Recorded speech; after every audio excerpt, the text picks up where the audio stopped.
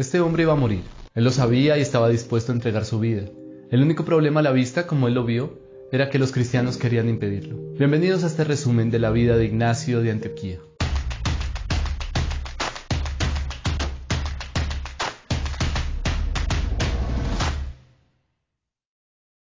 Alrededor del año 107 después de Cristo, por razones que aún nos resultan desconocidas, el anciano obispo de Antioquía, llamado Ignacio, fue acusado ante las autoridades romanas y condenado a morir por negarse a adorar a los dioses del imperio. Ignacio fue enviado a la capital romana con una escolta de 10 soldados para que su muerte contribuyera a los espectáculos que se preparaban durante la fiesta en la que Roma celebraba su victoria contra los dacios.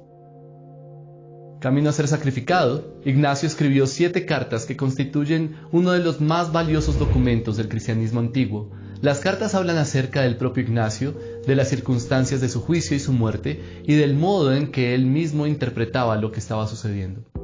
Un discípulo del apóstol Juan. Ignacio nació probablemente alrededor del año 30 o 35 después de Cristo y por tanto ya era un anciano cuando escribió las cartas. Seguramente debería tener más de 70 años. Se cree que se convirtió a una edad temprana. Él junto a su amigo Policarpo, de quien hablaremos en otro video, fueron discípulos directos del apóstol Juan.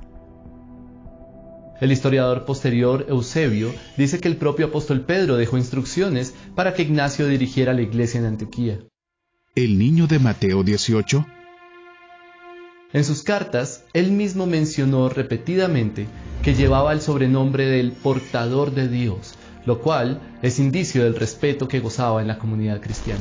De hecho, surgió una leyenda según la cual Ignacio fue el niño a quien Jesús tomó y colocó en medio de quienes lo rodeaban en el pasaje de Mateo 18, aunque si realmente nació en el año 35 después de Cristo, esta teoría puede ser insostenible. Pero más allá de la leyenda, lo que sí sabemos con certeza es que a principios del siglo II, Ignacio gozaba de gran autoridad en toda la iglesia cristiana, pues era el segundo obispo de una de las más antiguas e influyentes comunidades cristianas, la iglesia de Antioquía, la misma iglesia desde la que Pablo y Bernabé emprendieron sus viajes misioneros. Arrestado para el sacrificio. Muy poco sabemos acerca del arresto de Ignacio, ni de quienes le acusaron, ni de su juicio. La información que ha llegado hasta nosotros es lo que el propio Ignacio nos dice o nos da a entender en sus cartas. El contexto es que al parecer había en la iglesia de Antioquía varias facciones, y algunas habían llegado a tales extremos en sus doctrinas que el anciano obispo se había opuesto a ellas con mucha pasión. Es posible que su acusación ante los tribunales haya resultado de esas controversias, pero también es posible que algún pagano, en vista de la admiración que recibía el viejo obispo, haya decidido llevarle ante los tribunales. En todo caso, una u otra razón, Ignacio fue detenido, juzgado y condenado a morir en Roma.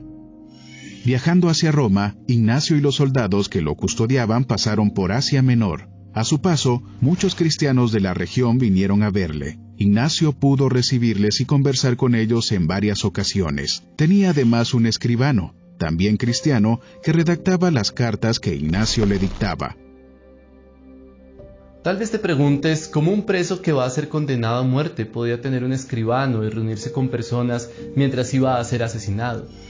Debemos tener en cuenta que en esa época no existía una persecución general contra los cristianos en todo el imperio, sino que solo se condenaba a quienes eran acusados por alguien.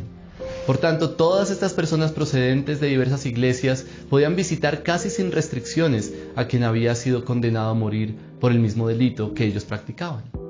Las cartas de Ignacio. Las 7 cartas de Ignacio son en su mayor parte el resultado de esas visitas. Desde la ciudad de Magnesia habían venido el obispo Damas, 2 presbíteros y un diácono. De la ciudad de Trales había venido el obispo Polibio, y Éfeso había enviado una delegación numerosa encabezada por el obispo Onésimo, que algunos han señalado como el Onésimo de la carta de Filemón. Ignacio denunció en sus cartas la división como el comienzo del mal. El obispo participó en varios debates con tenacidad. A la iglesia de Magnesia, cerca de Éfeso, escribió mordazmente a los ebionitas, que exigían el mantenimiento de la ley judía. Al respecto dijo: Es indignante pronunciar el nombre de Jesucristo y vivir en el judaísmo. También lanzó ataques similares contra los docetistas, quienes creían que Cristo solo tenía apariencia de humano.